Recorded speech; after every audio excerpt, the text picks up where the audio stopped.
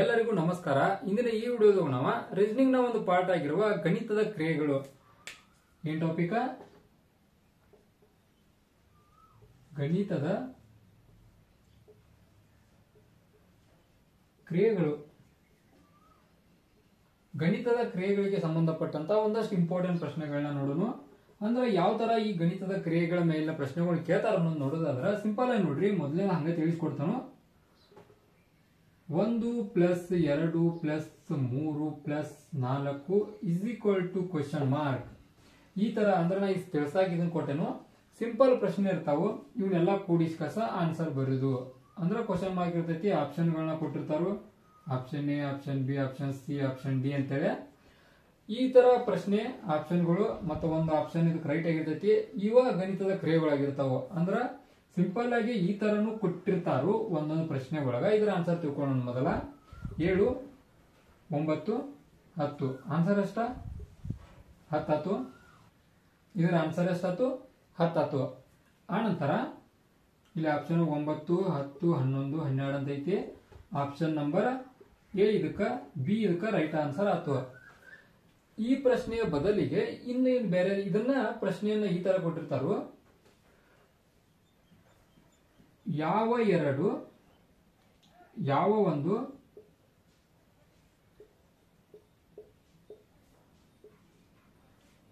ಒಂದು ಚಿಹ್ನೆಯನ್ನು ನಾವಿಲ್ಲೇ ಚಿಹ್ನೆ ಅಂತ ತಗೊಂಡು ಚಿಹ್ನೆಯನ್ನು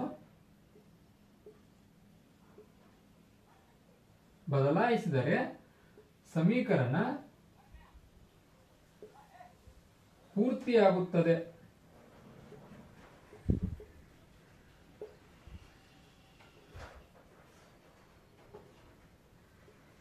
ಇಲ್ಲೇ ಮೈನಸ್ ಕೊಟ್ಟಾರ. ಈ ತರನು ಕ್ವಶನ್ಗಳು ಬರ್ತಾವ. ಇಲ್ಲಿ ಆಪ್ಷನ್ಗಳು ಏನಿರ್ತಾವು? Option A plus, option B minus. ಈ ತರ ಪ್ರಶ್ನೆಗಳು ಇರ್ತಾವು. ಇಲ್ಲಿ ಆನ್ಸರ್ ಏನಾಕೈತಿ? ಇದಕ್ಕ ಮೈನಸ್ ಆಕೈತಿ. ಅಂದ್ರ ಈ ಮೈನಸ್ ಚಿಹ್ನೆಯನ್ನ ಬದಲಿಸಿರ ಇದನ್ನ ಪ್ಲಸ್ ಮಾಡ್ರ ನಮಗ ಆನ್ಸರ್ ಬರ್ತೈತಿ. ಅಂದ್ರ ಇಲ್ಲಿ ಮೈನಸ್ ಇದ್ರ ಇದಕ್ಕೆ ಆನ್ಸರ್ ಬರುದಿಲ್ಲ. ಇಲ್ಲಿ ಮೈನಸ್ ಅಕಸ್ಮಾತ್ ಮೈನಸ್ ಇತ್ತಂತ ತಿಳ್ಕೊರಿ. ಇಲ್ಲಿ ಈಗ ಮೈನಸ್ ಇದ್ದಾಗ ಏನಾಕೈತಿ ಇದರ ಆನ್ಸರ್? ಇವನ್ನ 2 ಕೂಡಿಸಿ 5, ಇದನ್ನ 6, 6 4 2 2 = 10 ಆಗಕ್ ಸಾಧ್ಯ ಐತಿ? ಸಾಧ್ಯ ಇಲ್ಲ. ಆದ್ದರಿಂದ ಇದು ಆನ್ಸರ್ ತಪ್ಪಾಕೈತಿ. ಆದ್ದರಿಂದ ಇದಕ್ಕ ಪ್ಲಸ್, ಇಲ್ಲಿ ಪ್ಲಸ್ ಮಾಡ್ರ ಆನ್ಸರ್ ನಮಗೆ ಸಿಗ್ತೈತಿ. ಅದ 10 ಬರ್ತೈತಿ. ಈಕ್ವಲ್ ಟು ಅನ್ನ ಮಾಡ್ತಂದ 10 ಬಂದ್ರೆ ನಮ್ಮ ಆನ್ಸರ್ ಸಿಗ್ತೈತಿ. ಒಂದು ಮೈನಸ್ ಚಿಹ್ನೆಯನ್ನ ಚೇಂಜ್ ಮಾಡುವ ಮೂಲಕ ನಮ್ಗೆ ಆನ್ಸರ್ ಸಿಕ್ತು. ಅಂದ್ರೆ ಇಲ್ಲೇ ಪ್ಲಸ್ ಚಿಹ್ನೆಯನ್ನ ಆಡ್ ಮಾಡಿದ್ದು, ಮೈನಸ್ ಚಿಹ್ನೆಯನ್ನ ಚೇಂಜ್ ಮಾಡಿದ್ದು ಅಂತೇಳಿ ಆಕೈತಿ. ಈ ರೀತಿಯಾಗಿ ಪ್ರಶ್ನೆಗಳು ಬಂದಿರ್ತಾವ ಇದ್ರ ಮ್ಯಾಗ. ಓಕೆ,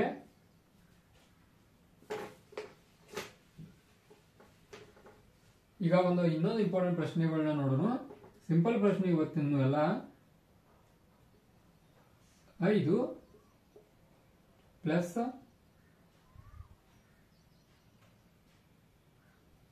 8 × 2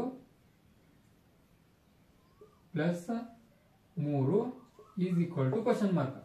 ಈ ತರನು ಪ್ರಶ್ನೆ ಬಂದಿರ್ತಾವ. ಆನ್ಸರ್ ನೋಡ್ರಿ. ಈ ತರ ಇದ್ದಾಗ ಏನ್ ಮಾಡ್ರಿ, ಸಿಂಪಲ್ ಆಗಿ ಅದನ್ನ ಬರ್ಕೋರಿ. ಮೊದಲ ಇಂಟು ಮಾಡೋಣ. ಈ ತರ ಹೋಗ 16 + 3 ಈಕ್ವಲ್ ಟು ಬರ್ತೈತಿ. ಅಂದ್ರ 16 3 8 19 19 5 24. ಆನ್ಸರ್ ಎಷ್ಟ? 24. ಈ ರೀತಿ ಈಸಿ ಪ್ರಶ್ನೆನೂ ಬಂದಿರಬಹುದು. ಇದಕ್ಕಿಂತ ಡಿಫಿಕಲ್ಟ್ ಆಗಿರುವ ಟಫ್ ಪ್ರಶ್ನೆನೂ ಬಂದಿರ್ತಾವ. For example 8 × 3 + 5 + 8 divided by 2 + 3 - 1. ಈ ಪ್ರಶ್ನೆ ಆನ್ಸರ್ ಅನ್ನ ಮಾಡಿ ನೋಡೋಣ.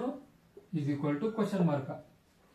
ಇದನ್ನ ಯಾವ ತರ ಮಾಡೋದು ನೋಡೋಣ. ಸಿಂಪಲ್ ಆಗಿ ಮೊದಲ ಡಿವೈಡ್ ಬೈ ಐತಿ. ಡಿವೈಡ್ ಅನ್ನ ನಾವು ಮೊದಲ ಡಿವೈಡ್, ಆನಂತರ ಇಂಟು, ಆನಂತರ ಪ್ಲಸ್, ಆನಂತರ ಮೈನಸ್ ಅನ್ನ ಸೇರಿಸುವಾಗ ಹೋಗ್ಬೇಕಾಕೈತಿ. ಈಗ ನಾವು ಸಿಂಪಲ್ ಆಗಿ ಇಲ್ಲೇ